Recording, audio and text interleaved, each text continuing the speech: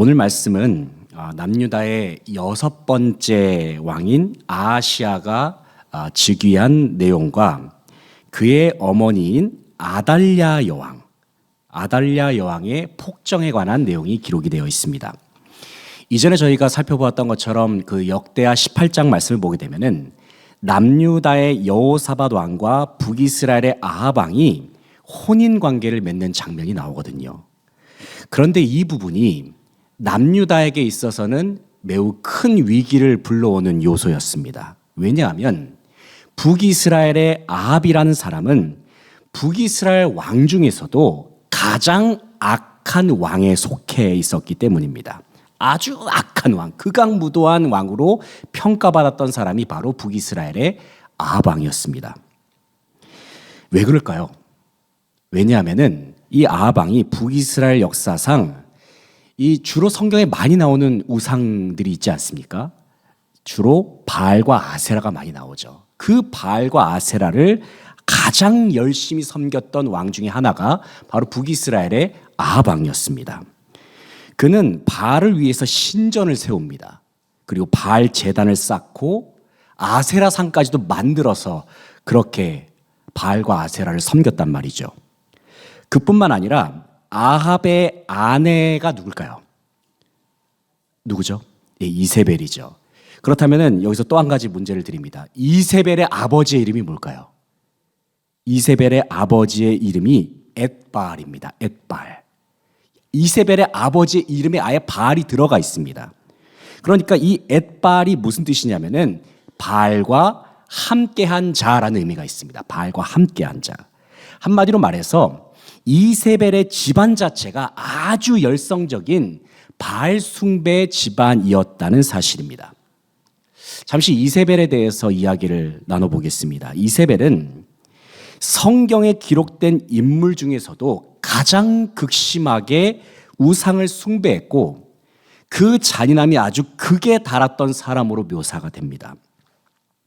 열왕기상 16장 31절부터 33절까지의 말씀을 보면은 이세벨과 결혼한 아합의 집이 어떻게 바알과 아세라를 섬겼는지 그 내용이 나오거든요.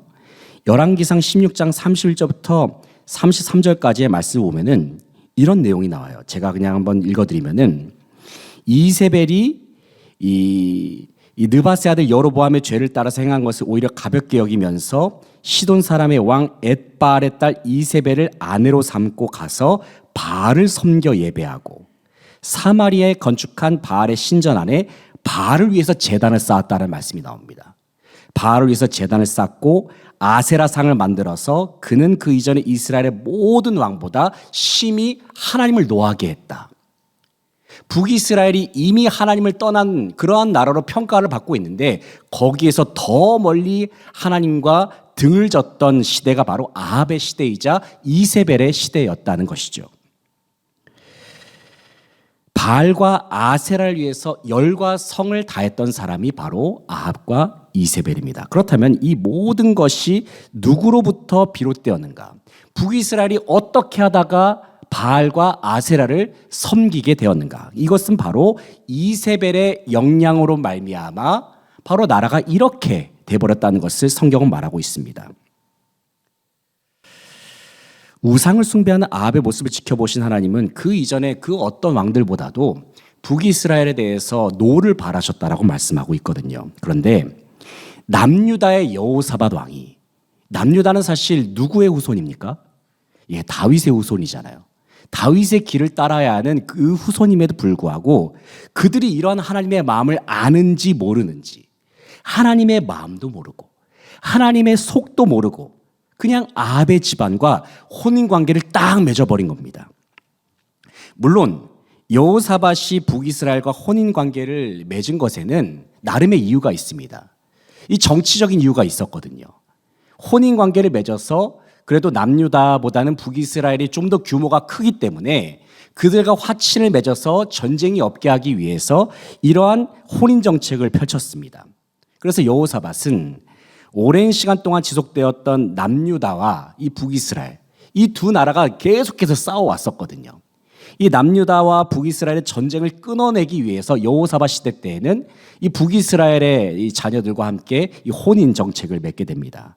그러나 이와 같은 방식을 하나님께서 좋아하셨을까요? 하나님께서 좋아하지 않으셨습니다.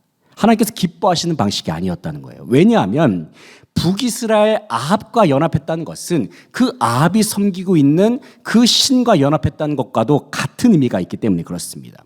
하나님은 남유다 백성들이 악인과 연합한 것을 기뻐하지 않으셨습니다. 쉽게 말하면 여호사밧은 하나님의 방법을 선택했다기보다는 세상적으로 볼 때에 쉬워 보이는 지름길을 선택했다는 말입니다. 분명 여호사밧은 하나님을 의지했던 왕이었습니다.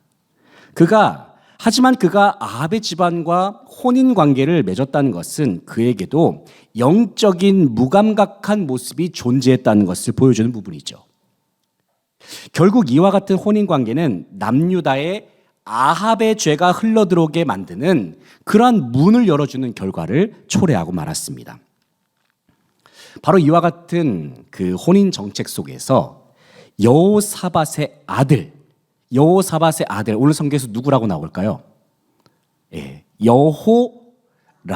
여호람이죠. 여호람 왕과 아합의 딸 누구랑 결혼하죠?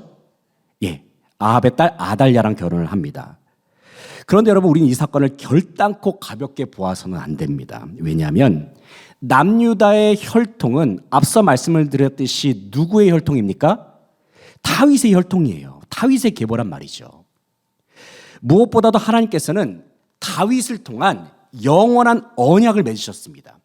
그 언약의 내용을 한마디로 말씀을 드리면 다윗의 후손을 통해서 하나님을 위한 집이 건축이 되고 영원한 왕국이 세워지게 될 것이다. 이것이 바로 하나님께서 다윗 왕국에게 주신 하나님의 약속입니다. 그런데 여러분, 다윗의 계보가 누구의 계보로 이어집니까? 누구의 계보로 이어지죠? 예수 그리스도의 계보로 이어지잖아요. 바로 다윗의 후손으로 이 땅에 오시는 예수 그리스도에게까지로 이어지는 계보입니다. 이런 의미에서 오늘 본문에 기록된 장면은 매우 중요하다고 할 수가 있습니다. 왜냐하면 다윗 왕족의 혈통이 잘 이어져야만 예수 그리스도까지 이어지는 하나님의 구속사 계획이 순조롭게 진행될 수 있기 때문에 그렇습니다. 그런데 문제가 생겼어요. 오늘 본문을 말씀 보게 되면 문제가 생기거든요. 그것은 유다 왕 여호람이 죽을 때쯤에 그의 왕위를 계승할 아들 한 명이 남았습니다. 그 아들이 누굴까요? 예, 성경에 누구라고 나오죠? 아하시아라고 나오죠. 아하시아. 제가 계속 여쭤볼 겁니다. 계속 여쭤볼 거예요. 아하시아 한 명밖에 없잖아요. 근데 그 이유가 무엇일까요? 본문 그 역대하 22장 1절을 보게 되면은 이런 말씀이 있거든요. 한번 1절 말씀을 같이 한번 읽어보겠습니다. 1절 말씀. 예루살렘 주민이 여호람의 막내 아들 아하시아에게 왕위를 계승하게 하였으니 이는 전에 아라비아 사람들과 함께 와서 진을 치던 부대가 그의 모든 형들을 죽였음이라. 그러므로 유다 왕 여호람의 아들 아하시아가 왕이 되었더라. 여러분, 이 상황이 좀 그려지십니까? 이 무슨 말씀이냐면 여호람 왕이 죽게 되었을 때에 그 왕위를 계승할 왕자가 이 아하시아 한 명밖에 남지 않았다는 거예요. 그 당시에 아라비아 사람들과 함께 공격해오던 부대가 이 여호람의 아들들을 다 죽였거든요. 그래서 한 사람, 누가 남았다고요?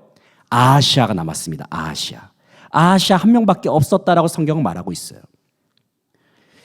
방금 읽은 말씀에서 아하시아가 왕으로 등극되었을 당시에 그의 모든 형제들이 다 살해되었음을 밝히고 있죠. 그렇다면 왜 아하시아의 형제들이 살해당했는가? 그 이유를 우리가 생각해 보게 되면은 역대하 21장 16절 17절 말씀을 보게 되면은 그 내용이 이렇게 나오고 있거든요. 제가 읽어드리면은 역대하 21장 16절 17절 보시겠어요? 여호와께서 블레셋 사람들과 구스에서 가까운 아라비아 사람들의 마음을 격동시키사 누구를 치게 하셨다고 말씀합니까? 여호람을 치게 하셨다 말씀하고 있죠. 그들이 올라와서 유다를 침략하여 왕궁의 모든 재물과 그의 아들들과 아내들을 탈취하였으므로 막내 아들 여호아하스 외에는 한 아들도 남지 아니하였더라 말씀합니다. 여기서 왜 여호람의 아들들이 이방 사람들에게 죽임을 당할 수밖에 없었는가? 그 이유는 한마디로 말씀을 드리면 여호람 왕의 범죄 때문이었습니다. 아하시아의 아버지였던 여호람 왕이 하나님 앞에 범죄했기 때문에 하나님께서는 그의 아들들이 죽임을 당하는 그 징벌을 내리셨다는 것이죠. 특별히 여호람은 남유다의 왕입니다. 남유다의 왕이에요. 남유다의 왕은 누구의 길을 따라야 할까요? 예, 다윗의 길을 따라야 합니다. 성경에는 누구의 길, 누구의 길, 누구의 길 이런 길들이 많이 나오거든요. 특히 역대하에는 역대상, 역대하, 열왕기상 이럴 때는. 그런데 이 여호람은 마땅히 다윗의 길을 따라야 하는 왕임에도 불구하고 그 길을 따르지 않았어요. 그렇다면 여호람은 어느 길을 따랐습니까? 오늘 본문에 누구의 길을 따랐다고 나옵니까? 아합의 길을 따랐다고 말씀하고 있는 거예요. 아합의 길. 하나님은 주님을 배반했던 여호람에게 진노하셨습니다. 하지만 진노하는 중에도 하나님께서는 그의 조상인 단 한 사람, 주님과 언약을 맺었던 그 한 사람을 기억하셨습니다. 이 한 사람이 너무나도 중요해요. 누굴까요? 다윗이에요. 다윗. 하나님께서 다윗을 기억하셨다는 겁니다. 역대상 21장 7절을 보게 되면 이런 말씀이 있습니다. 여호와께서 다윗의 집을 멸하기를 즐겨하지 않으셨음은 말씀하거든요. 이전에 다윗과 더불어 언약을 세우시고 또 다윗과 그의 자손에게 항상 등불을 주시겠다 말씀하셨습니다. 하나님께서 다윗을 기억하셨어요. 왜요? 다윗과 언약을 맺으셨기 때문에. 다윗에게 항상 등불을 주시겠다. 그의 후손을 통해서 하나님께서 예비하신 메시아를 보내주시겠다. 하나님께서 약속하셨기 때문에 하나님께서는 언제나 다윗을 기억하고 계셨습니다. 여호람은 북이스라엘의 아합처럼 하나님을 배반했던 왕이었습니다. 아합의 길을 따랐다는 것은 이 여호람도 누구를 숭배했다는 것을 의미합니까? 아합과 같이 바알과 아세라를 숭배했다는 것을 의미하는 겁니다. 그는 아합의 딸인 아달랴의 영향을 받았어. 아달랴는 아합의 딸이자 누구의 딸이겠습니까? 이세벨의 딸이에요. 이세벨의 딸. 아달랴의 할아버지는 누굴까요? 그러면 앳바알이죠. 바알의 집안에 속해 있는 그 아달랴의 영향을 받아서 그의 모든 통치 기간 속에서 바알과 아세라를 섬깁니다. 우상 숭배를 했던 여호람은 하나님의 진노를 당하기에 마땅했습니다. 하지만 하나님께서 누구를 기억하셨다고요? 다윗을 기억하셨어요. 다윗을. 다윗과 맺은 그 언약을 잊지 않으셨다는 거예요. 그렇기 때문에 하나님께서는 패역함과 죄악이 가득한 현실 속에서도 다윗의 혈통이라 할 수 있는 남유다의 왕조를 이어가고자 하셨던 겁니다. 다시 말해서 다윗 왕조에서 희미하게 빛나고 있는 그 등불을 하나님께서 끄지 않으셨다는 거예요. 왜 그렇겠습니까? 바로 그의 후손인 예수 그리스도를 이 땅에 보내주시기 위해서입니다. 그런데 우리가 오늘 본문의 말씀의 흐름을 보게 되면은 다윗 왕조의 등불이 꺼질 수 있는 위기가 계속해서 끊임없이 찾아오는 것을 볼 수가 있습니다. 우선 여호람의 아들들 중에서 아하시아 빼고는 다 죽임을 당해버립니다. 이 계보가 끊어질 수 있는 위기의 상황이죠. 하지만 가까스로 아하시아가 여호람의 뒤를 이어서 남유다의 왕이 되었습니다. 다윗 왕조가 그래도 이어가게 된 것이죠.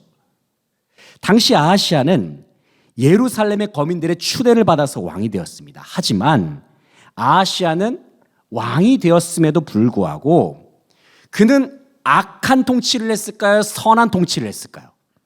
여전히 악한 통치를 일삼았다는 거예요. 백성들에게 호의를 베풀기보다는 하나님의 말씀을 따르기보다는 다윗의 길을 걸어가기보다는 여전히 악한 통치를 일삼았다는 것입니다. 아하시아의 통치는 위태위태했습니다. 그러나 아하시아의 왕권을 공경에 빠뜨린 더 근본적인 원인 한 가지가 있습니다. 그것은 다름 아닌 아하시아의 어머니가 누굽니까? 다름 아닌 아합과 이세벨의 딸 누굽니까? 아달랴였다는 거예요. 아달랴. 이 아달랴는 아하시아 왕으로 하여금 누구의 길을 걷게 만들었습니까? 누구의 길인가가 참 중요해요. 다윗의 길이 아니라 아합의 길을 걷게 만들었다는 것이 중요합니다. 아합의 길을 걷게 만들었어요. 다시 말해서 아하시아로 하여금 북이스라엘의 최악의 왕이라고 할 수 있는 아합의 길을 걷게 만든 장본인이 바로 아달랴였다는 사실입니다. 성경에서 이스라엘의 왕들을 평가할 때에는 누구의 길을 걷느냐가 매우 중요한 평가 기준입니다. 성경에서 말하는 왕들의 길은 크게 세 가지입니다. 하나는 다윗의 길, 또 하나는 여로보암의 길이 있고요. 그리고 마지막 한 가지는 아합의 길이 있습니다. 물론 남유다의 아사 왕의 길도 있지만은 대표적으로는 아합의 길, 여로보암의 길, 그리고 아합의 길이 있습니다. 여로보암이 바로 북이스라엘의 첫 번째 왕이잖아요. 자, 첫 번째로 다윗의 길은 어떤 길일까요?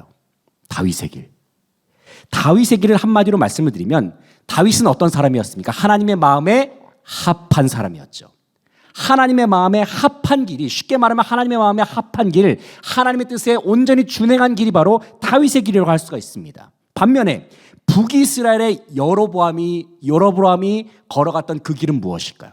여로보암은 어떤 죄악을 범했죠? 하나님을 섬기긴 섬기려고 했습니다. 하지만 하나님의 말씀하신 그 방법대로 하나님을 섬기진 않았어요. 그가 하나님을 섬기기 위해서 택했던 방법이 무엇입니까? 자기 나라에 무엇을 세웁니까? 금송아지를 세워요. 금송아지를 세워서 이것이 너희들의 하나님이다라고 백성들에게 말했던 왕이 바로 여로보암의 길이었다는 거예요. 쉽게 말하면 자기 멋대로 하나님을 섬기는 길이 바로 여로보암의 길이었습니다. 그렇다면 본문에 나오는 아합의 길은 무엇일까요? 아합의 길. 한마디로 말해서 대놓고 우상을 숭배했던 그 길이 바로 아합의 길이었습니다. 이것은 여로보암이 걸어갔던 그 길을 훨씬 뛰어넘는 길이에요.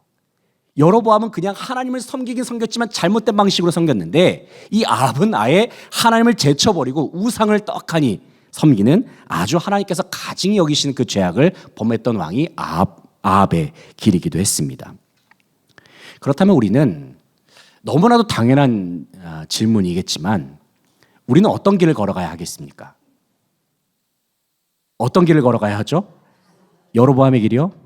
예, 다윗의 길을 걸어가야겠죠. 당연히 다윗의 길을 걸어가기에 힘써야 합니다. 다윗이 걸어갔던 것처럼 우리는 하나님의 마음에 합한 길을 걸어가야 합니다. 이것을 쉽게 말하면 주님이 말씀하시면 우리는 어떻게 반응해야 합니까? 네, 주님, 제가 그 길을 걸어가겠습니다라고 우리가 응답하면서 걸어가야 하죠. 만약에 주님이 말씀하시지 않는다면 때로는 우리는 멈출 수도 있어야 합니다. 바로 그와 같은 길을 우리가 다윗이 걸어갔던 것처럼 우리도 다 함께 그 길을 걸어갈 수 있는 저와 여러분이 되시기를 간절히 바라고 소망합니다. 그런데 오늘 본문에 기록된 아하시아는 어떤 길을 걸어갔다고요? 3절을 봤을 때 그는 아합의 길을 걸어갔다 말씀하고 있죠. 한마디로 말해서 그 어머니 아달랴의 게임에 빠져서 바알과 아세라를 열심히 숭배했다는 사실입니다. 그런데 4절을 보게 되면 아하시아는 그냥 악을 행한 것이 아닙니다. 4절의 하반절을 보면 뭐라고 말씀합니까? 여호와 보시기에 아합의 집같이 악을 행하였더라 말씀하고 있습니다. 이 참 안타까운 장면이죠.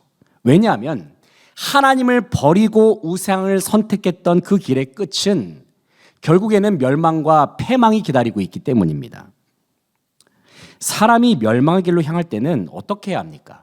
그 길로 계속해서 걸어가야 합니까? 아니죠. 그 길에서 주저하지 말고 하나님께로 즉시 돌이킬 수 있어야 합니다. 즉시 돌이켜서 하나님의 품으로 안길 수 있어야 한다는 것이죠. 왜냐하면 하나님께서는 주님께로 돌아오는 사람들, 하나님께 회개하는 자들에게 하나님은 언제나 무한하신 사랑과 은혜를 베풀어 주시는 분이시기 때문에 그렇습니다. 하지만 아하시아는 끝끝내 그 멸망의 길에서 돌이키질 못합니다. 5절을 보게 되면 아하시아가 아합의 집의 가르침을 따라 말씀하고 있죠. 이 무슨 말씀입니까? 당연히 다윗의 길을 걸어가야 할 유다 왕이 지금 북이스라엘에서 그것도 가장 패역한 왕이라 할 수 있는 아합의 길에서, 아합의 가르침에서 벗어나고 있지 못하다고 있다는 사실입니다. 여전히 아하시아는 아합이 숭배했던 바알신을 따르고 있습니다. 동시에 그는 여전히 아합의 집안과 친밀한 교제를 나누고 있습니다. 5절의 중반을 보시게 되면 이스라엘의 왕 아합의 아들 요람과 함께란 말이 나오죠. 이스라엘 왕 요람과 함께, 아합의 아들 요람과 함께. 물론 육신의 관점에서 보면 요람은 아하시아와 무슨 관계일까요? 아하시아와 외사촌 관계입니다. 그러나 우리는 이 남유다의 왕의 관계를 단순히 육신의 관점으로 봐서는 안 되죠. 영적인 관점에서 본다고 한다면 아하시아는 북이스라엘의 왕과는 교제해서는 안 됐습니다. 왜냐하면 북이스라엘의 길은 여로보암의 길임과 동시에 아합의 길로 걸어가고 있기 때문에 그렇습니다. 애초에 길이 달랐다는 것이죠. 남유다가 걸어가야 했던 길은 여호사밧의 길도 아니고 아합의 길도 아닙니다. 남유다가 걸어가야 한 길은 다윗의 길입니다. 결국 아합의 길로 걸어갔던 아하시아는 이스라엘 왕 요람과 함께 군사적인 동맹을 또 맺어버립니다. 여호사밧이 했던 것처럼 요람과 군사적인 동맹을 맺게 됩니다. 그리고 남유다와 북이스라엘은 함께 연합해서 길르앗 라못이라는 곳에서 아람 왕 하사엘과 함께 전쟁을 치르는 장면이 나오고 있습니다. 그런데 여기서 여러분에게 또 한 가지 질문을 드립니다. 이 전쟁은 하나님께서 함께 하시는 전쟁일까요? 어떻습니까, 여러분? 하나님께서 함께 하시는 전쟁이라고 생각하십니까? 그럴 수가 없었습니다. 왜냐하면 하나님께서 함께 하시는 전쟁은 누구의 길을 따르는 왕의 전쟁이어야 합니까? 다윗의 길을 따르는 왕의 전쟁일 때만 하나님께서 함께 하실 수 있습니다. 왜냐하면 하나님은 하나님의 언약이 있는 그 백성과 함께 하시는 분이시기 때문에 그렇습니다. 아합의 길을 따랐던 아하시아에게는 당연히 하나님께서 함께 하실 수 없었습니다. 전쟁의 양상을 보게 되면 북이스라엘 왕 요람은 길르앗 라못에서 아람 군대의 공격을 받아서 부상을 당하게 되죠. 이때 부상을 당한 요람 왕은 자신의 궁정이 있는 이스라엘로 돌아옵니다. 이때 유다 왕 아하시아가 요람을 위문하기 위해서 이스라엘로 오게 되죠. 하지만 아하시아의 방문이 장차 그에게는 해가 될 방문이었습니다. 왜냐하면 당시 북이스라엘의 이스라엘에서는 이 nim시의 아들 한 사람이 나오거든요. 누굴까요? 예후라는 사람이 반란을 도모하고 있었거든요. 참 이 북이스라엘은 왕조가 끊임없이 바뀌는 나라였습니다. 툭하면 반란이 일어났던 나라가 바로 이제 북이스라엘인데 바로 예후라는 사람이 반란을 도모하고 있었던 그러한 상황이었습니다. 예후는 북이스라엘 왕 요람의 목숨을 노리고 있습니다. 그러므로 아하시아가 이와 같은 상황을 인지하지 못하게 된다면 아주 위험한 상황이라고 할 수가 있죠. 그런데 본문 7절의 하반절을 보게 되면은 nim시의 아들 예후가 누구를 심판하는 도구라고 말씀하고 있습니까? 요람과 아하시아를 심판하는 하나님의 도구라고 말씀하고 있습니다. 하나님께서는 예후에게 기름을 부으셔서 아합의 집을 심판하고자 하셨어요. 바알과 아세라를 숭배했던 그 아합의 집을 예후라는 도구를 통해서 하나님께서는 심판하고자 하신 겁니다. 동시에 예후는 이 아합의 길을 따라가는 아하시아까지도 하나님께서 그를 심판하고자 세우셨던 하나님의 도구이기도 했습니다. 분명 이 아하시아가, 남유다의 아하시아가 요람을 방문하는 것은 죽음을 자초하는 일과도 같았습니다. 그러나 7절 상반절에서는 이 사실이 하나님께로부터 말미암는 일이라고 분명히 강조하고 있어요. 하나님께로부터 말미암은 일이다. 여러분 가끔 인생을 살다 보면은 아합과 같은 악인들, 아하시아와 같은 악인들이 이 세상에서 아무런 어려움 없이 저렇게 어떻게 잘 나갈 수 있을까? 어떻게 저렇게 저렇게 잘 살아갈 수 있지? 이런 모습들을 우리가 볼 때가 있거든요. 그런 악인들을 보면서 때때로 우리는 이런 생각을 가지기도 합니다. 하나님은 뭐 하실까? 저런 악인들은 안 잡아가시고 이런 생각을 우리가 할 때가 있거든요.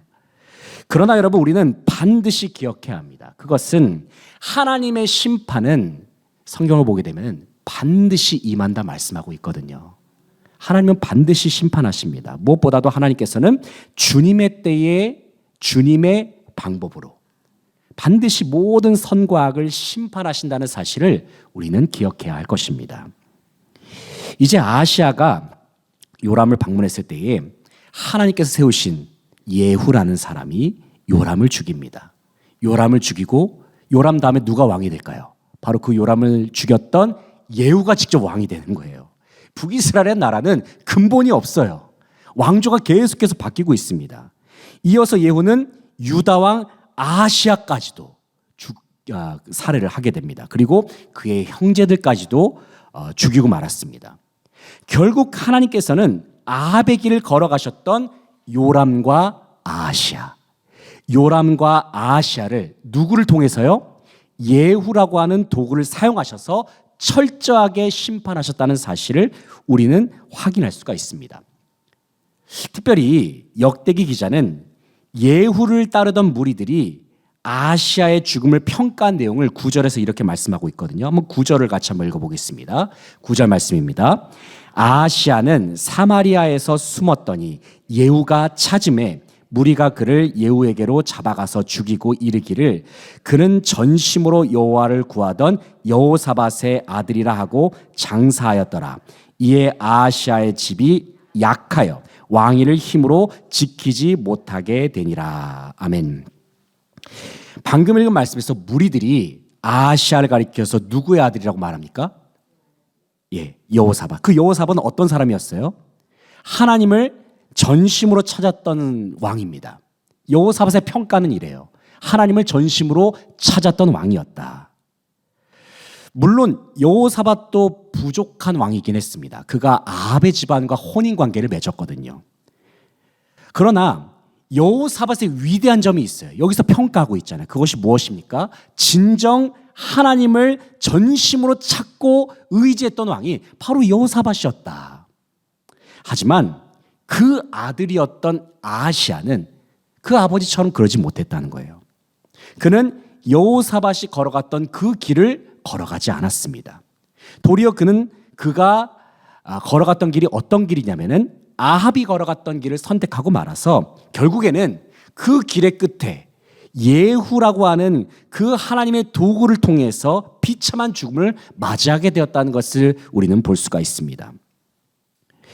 우리는 아하시아의 이야기를 통해서 이 한 가지를 분명하게 결단해야 합니다. 그것은 우리의 인생의 어떠한 상황이라도 하나님께서 인정하신 길을 내가 걸어가겠습니다.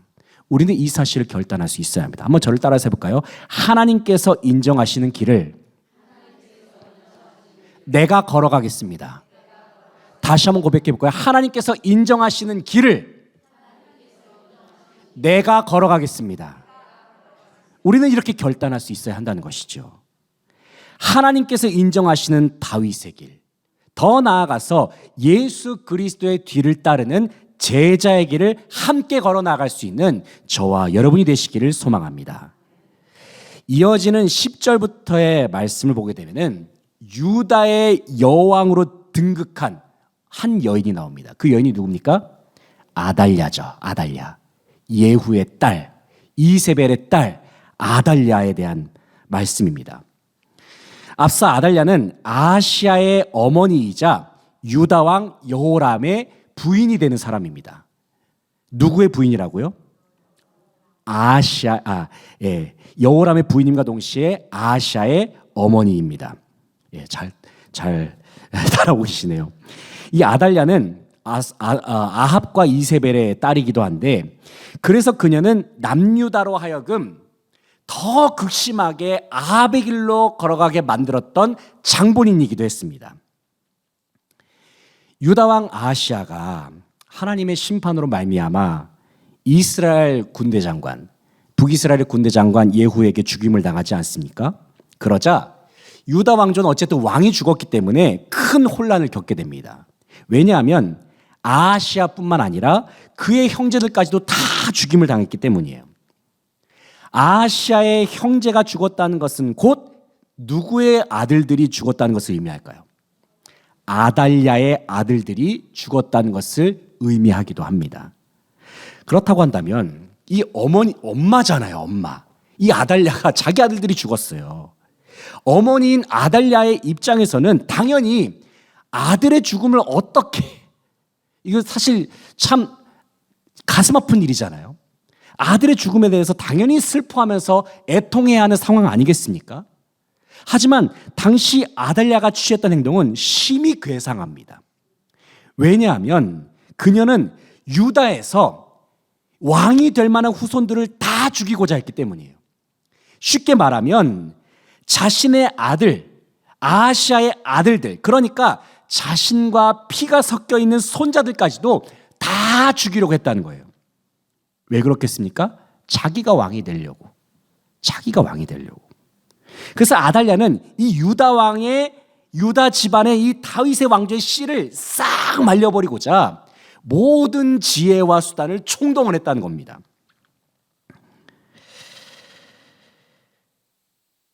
유다 집의 씨를 다 말려버리고 자기 생명을 보존할 뿐만 아니라 자기 스스로가 왕이 되려고 했던 그러한 여인이 바로 아달랴였습니다. 참으로 악한 사람이죠.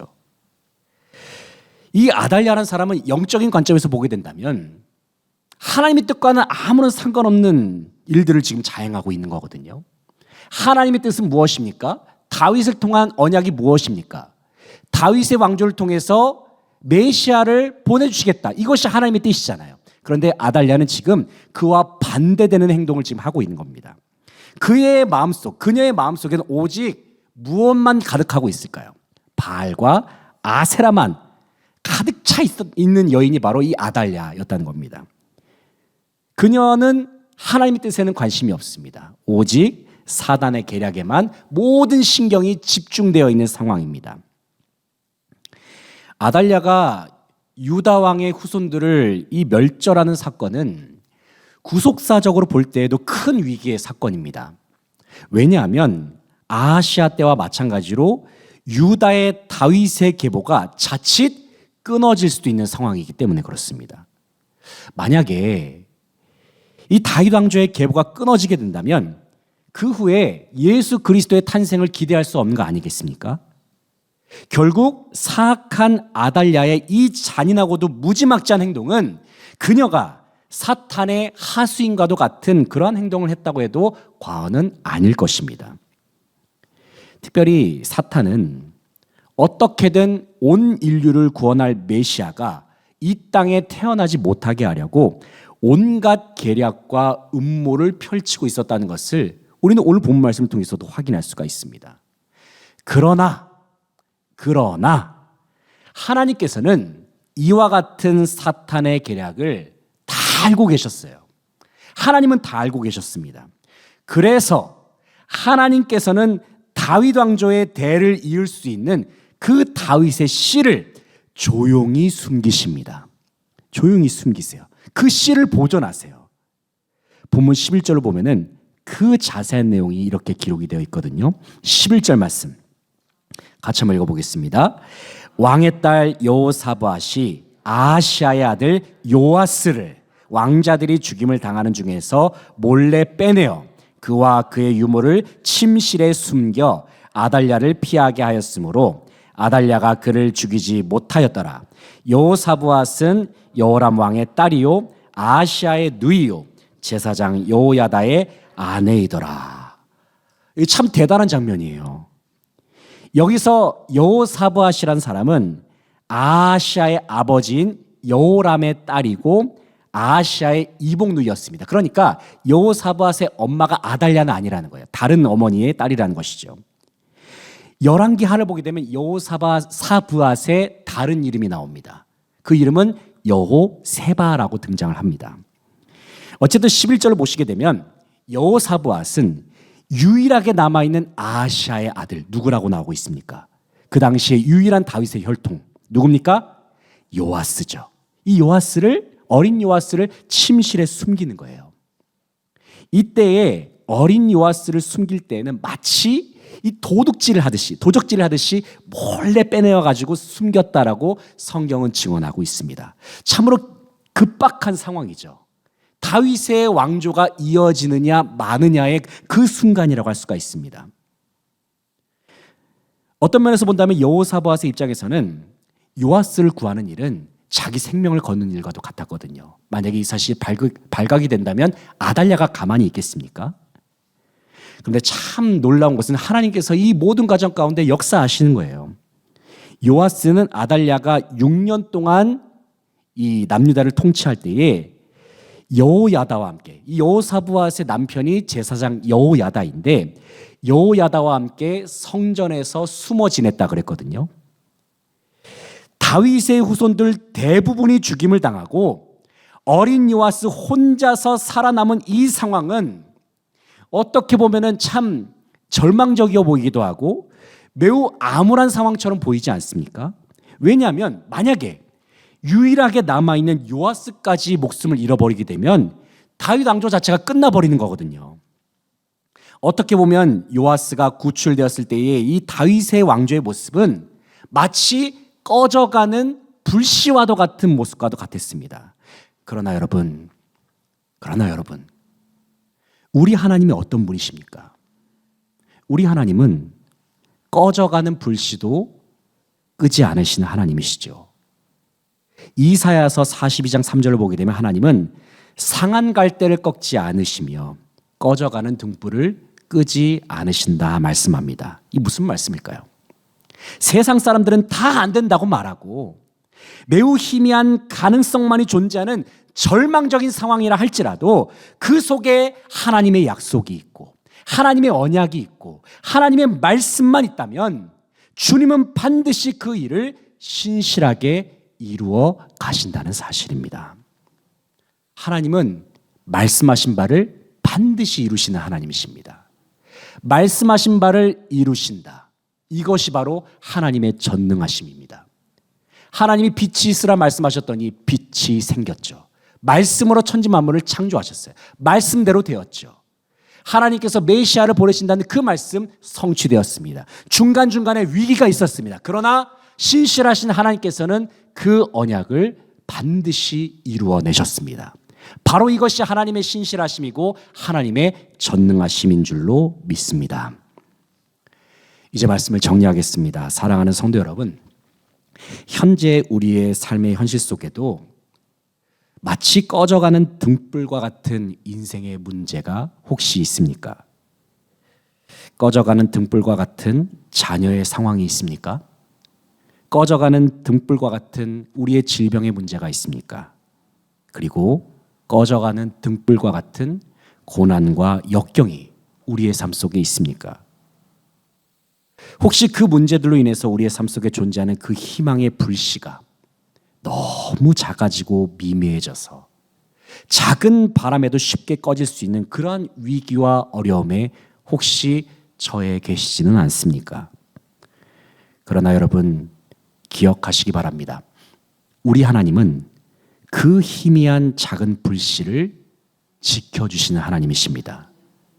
그 희미한 작은 불씨를 살리셔서 결국에는 자기 백성을 구원하시는 분이 바로 우리 아버지 하나님이십니다. 다시 말해서 우리 주님은 결코 자기 백성을 포기하지 않으시고 결국에는 생명과 구원의 길로 인도하시는 신실하시고 전능하신 우리 아버지가 되신다는 사실입니다. 하나님께서는 절대로 여러분을 포기하지 않으십니다. 하나님은 절대로 자기 백성, 하나님의 자녀들을 포기하지 않으십니다. 이 사실을 기억하면서 우리의 모든 인생 속에서 완전하신 주님의 말씀을 의지하면서 우리의 삶 속에 완전하신 주님의 경륜 가운데 역사하시고 섭리하실 우리 주님께만 소망을 두며 살아갈 수 있는 저와 여러분의 복된 삶이 되시기를 주님의 이름으로 간절히 바라고 축원합니다. 함께 기도하시겠습니다. 하나님 아버지 감사합니다. 우리가 역대하 22장의 말씀을 통해서 여러 가지 위기와 어려움 가운데에서도 다윗과 맺으셨던 그 언약을 신실하게 지켜나가셨던 하나님의 신실하심과 하나님의 전능하심을 바라봅니다. 당시 남유다의 상황은 마치 꺼져가는 등불과도 같았습니다. 그러나 하나님께서는 그 꺼져가는 등불까지도 주님의 손으로 보호하셨고 주님의 손으로 인도하여 주셨습니다. 그래서 마침내 하나님께서는 이 자리에 함께한 저희 모두를 구원하시기 위해서 독생자 예수 그리스도, 다윗의 자손 예수 그리스도를 우리를 위하여 보내주신 줄로 믿습니다. 하나님, 우리의 삶 속에 놓여 있는 꺼져가는 등불과도 같은 인생의 문제들, 아버지 하나님, 때로는 그 문제들로 인하여서 우리가 낙심하고 절망할 때도 있지만 그럼에도 불구하고 꺼져가는 등불을 살리시는 하나님, 우리를 결국에는 구원하셔서 우리의 삶을 인도하시는 주님의 손길을 바라보면서 오직 주님만 바라보며 주님의 뜻을 이루면서 살아갈 수 있는 이 자리에 함께한 모든 사랑하는 성지의 모든 성도들 다 되게 하여 주시옵소서. 주님께 감사드리며 예수 그리스도의 이름으로 기도합니다. 아멘.